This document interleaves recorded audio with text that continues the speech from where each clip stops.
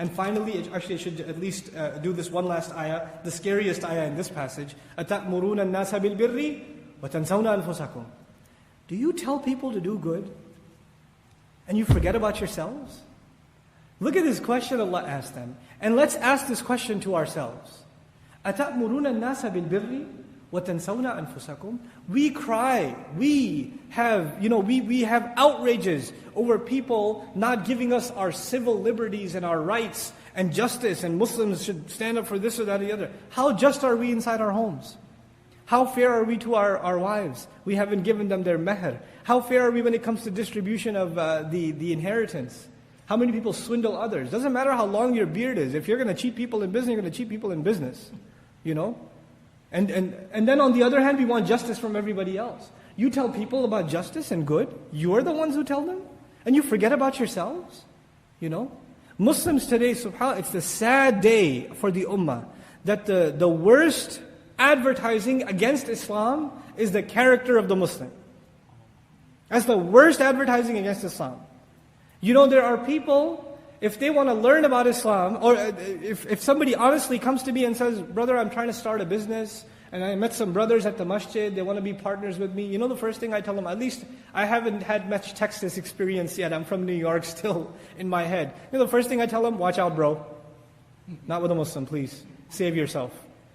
How many times, all over the country, if I give a khutbah about justice or fairness, some brother come, brother, there was a brother at the masjid, he used to give me salam, sometimes he even leads the prayer, he's very pious, knows a lot of Qur'an, he's a hafiz, this and that, and we got into business and he cheated me, how could he do that?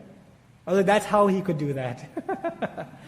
You know, because we've separated two things, the appearance of piety and the character of piety. So some Muslims have decided they're going to be ethical but not religious. And others have decided they'll be religious and not ethical. You know? But Allah doesn't allow us to separate those two things. They go hand in hand together, subhanAllah.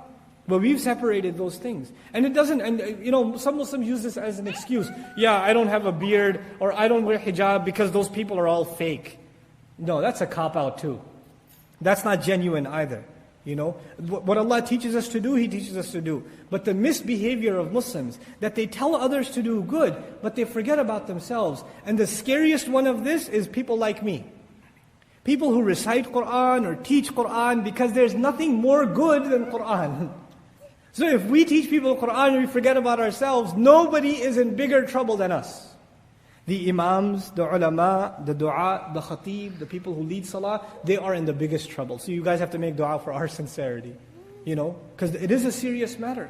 أَتَأْمُرُونَ النَّاسَ بِالْبِرِّ وَتَنْسَوْنَ أَنفُسَكُمْ وَأَنْتُمْ تَتْلُونَ الْكِتَابِ.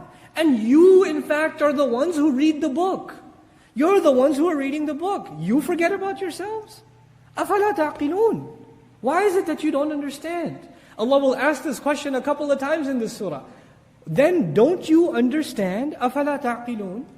And these last words of this ayah that we're concluding with, I'll tell you something about aql that's beautiful in Arabic.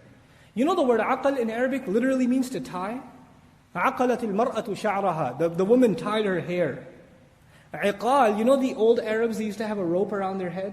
Nowadays they have that cute little rubber thing that they put on top of their scarf so it doesn't fly away.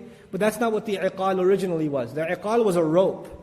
And the reason they have a rope is because the camel does not come with anti-lock brakes. So when they park their camel, they have to take this thing off and tie up the camel. This is iqal, a means of tying it up. Now aql, the same root origin aql is used. Why? Because to the Arab, the word aql, intellect, means you have control and restraint. You have control over your emotions, that means you have aql. If you have no control over your emotions, it doesn't matter if you have a PhD, you're ghayr aqil. You're not someone who possesses intellect. For them, intellect is not about knowledge. You know what intellect is about? Self-control.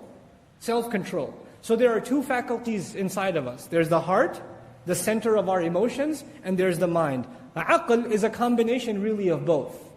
Where the mind processes things, but doesn't let the biases of the heart, whether it be anger or greed or fear or anything else, it doesn't let them get in the way. It keeps the emotions in check and then makes the right decision. Allah says, أَفَلَا تَعْقِلُونَ, implying, don't you understand? Then don't you understand? On the one hand, they read the book, they're researchers.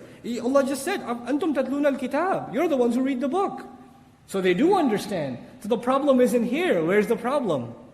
It's over here. And that will become clear later on in this surah. Because the matters of the heart will come up over and over and over again. أَفَلَا تَعْقِلُونَ? Because the hearts are hard. Why is it then? What then keeps you from understanding? May Allah make us people of understanding. And may Allah Azza wa Jal keep us from falling into the pitfalls of the previous ummah. Barakallahu li wa lakum fil Qur'an al-Hakim. Wa nafa'ni wa iyyakum bil ayati wa dhikr al-Hakim. Wassalamu alaikum wa rahmatullahi wa barakatuh.